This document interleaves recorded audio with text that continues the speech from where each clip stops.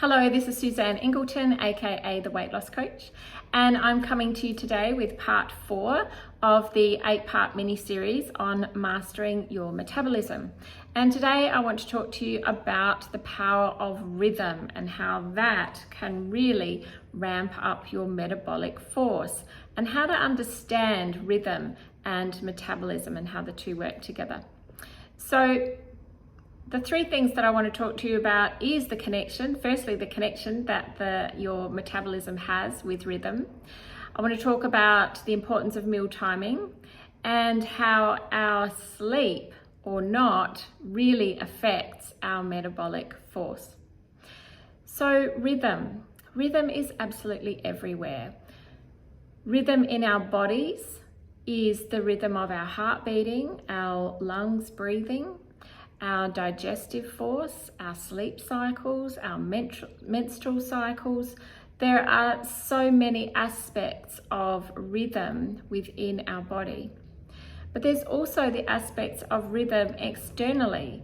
So the sun and the moon as it rises and falls, the tides as they come in and go. There is so much about rhythm that we are very much interconnected with and aligned with.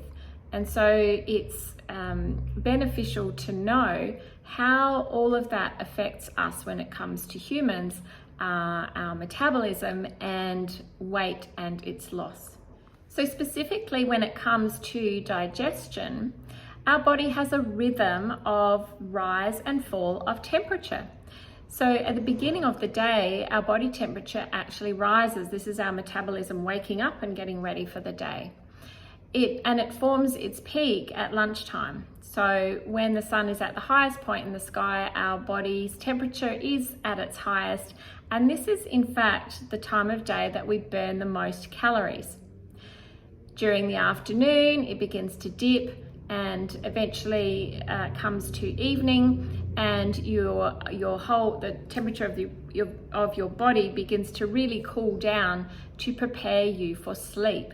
And of course, sleep is the time when our body wants to rest and repair itself to get ready for the next day. So we wake up feeling vitalized and refreshed. So our meal timing is actually really important. When we're talking about the first meal of the day, it's important to have something, and it doesn't have to be at 6 a.m., something in the morning, because your body is actually producing insulin. It's getting ready to receive a meal to break the fast. But if there's very little in that breakfast or there's nothing at all, the insulin levels have really nowhere to go. They can't do their job of assimilating any sugars and carbohydrates in our body. So it will land into our fat stores, which is pretty much what we don't want if our goal is to lose weight. Also, it's important to know if we are not feeding ourselves, then your body thinks it's going into starvation mode. It thinks there's a famine. If we are very irregular in our meal timing, your body doesn't really know when it's going to get the next meal.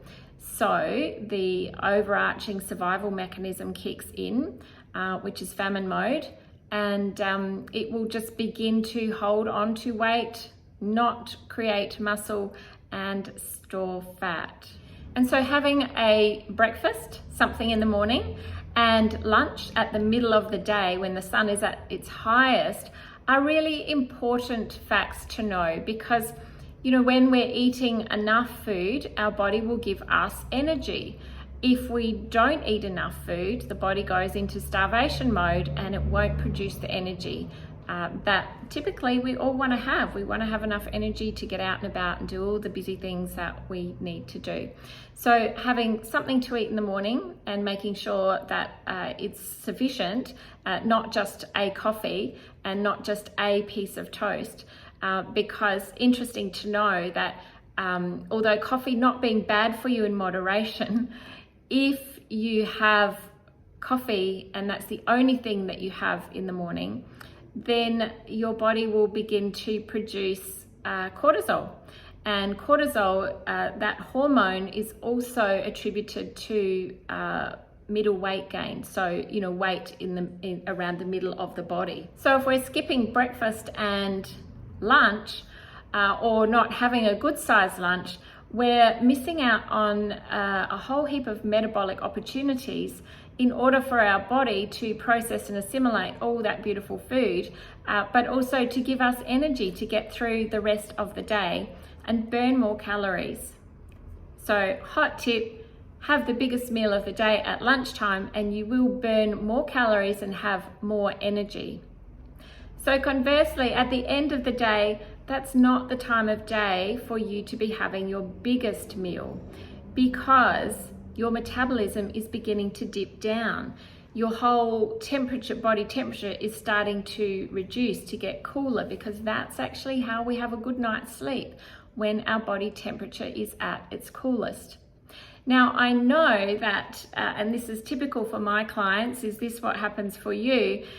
That if you've skipped meals during the day, you've been rushing around, you missed out on breakfast or you missed out on lunch, and you get home and you're absolutely starving, just really rummaging through the cupboards and snacking until dinner, and then after dinner continuing to snack and maybe staying up late because you want to wind down, or you're working late and still snacking during that whole process before you go to bed. This is not helping you, and it's not helping your metabolism, because it's not helping you sleep. Because when we start eating, it fires up the internal temperature of our body, because that's how we digest food, when our body's temperature is at its highest. So even though our body's trying to cool down and slow down at night, if we're starting to eat large amounts of food, it's trying to heat up to, metabolize all that food. But it also wants to begin to slow down and rest and restore the body. So, if we're giving it a different job to do, we're actually missing out on two things. We're missing out on a good night's sleep, our rest and repair, the ability of the body to actually start to, draw toxins from us, for our liver to process, all the things that it needs to process, for all the other organs in our body, the metabolism functions of those organs, they can't do their job. So, and we're asking the body to process a big meal as well. So we're not getting enough sleep, we're not getting enough of our rest and repair, that sense of waking up feeling vital, and we're minimizing the effects of a good night's sleep. So the key things to take away here is that we really do need to follow rhythm. We need to be regular in our eating. We need to follow the rhythm of the body, of its own natural metabolic force, and have something to eat in the morning, at lunch, and a smaller dinner. We need to know that our digestive force is actually highest in the middle of the day.